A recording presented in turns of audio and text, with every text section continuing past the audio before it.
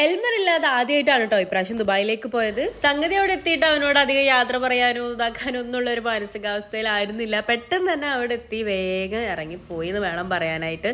അത്യാവശ്യം നല്ല രീതിയിൽ മഴയും കാര്യങ്ങളൊക്കെ ഉണ്ടായിരുന്നു. നല്ലോണം ലേറ്റ് ആയി. മാത്രമല്ല റോഡിലൊക്കെ ഭയങ്കര ബ്ലോക്കും ആയിരുന്നു. പിന്നെ എന്റെ ഫ്ലൈറ്റ് നല്ലോണം ഡിലേ ആയിരുന്നു. പുലർച്ചെ 3 മണിക്ക് എടുക്കുന്ന ഫ്ലൈറ്റ് 7 മണിക്ക് എടുത്തു. അപ്പൊ അത്യാവശ്യം നല്ല രീതിയിൽ പോസ്റ്റായിട്ട് ഞാൻ പ്രെയർ ഹാളിലും മറ്റൊക്കെ ചെലവഴിച്ചു. അങ്ങനെ ഫൈനലി നമ്മൾ ദുബായിൽ എത്തിയിട്ടുണ്ട്. ഇതാ ഷെരീഫ്ക്ക് എന്നെ കൂട്ടാൻ വേണ്ടി വന്നിട്ടുണ്ട്.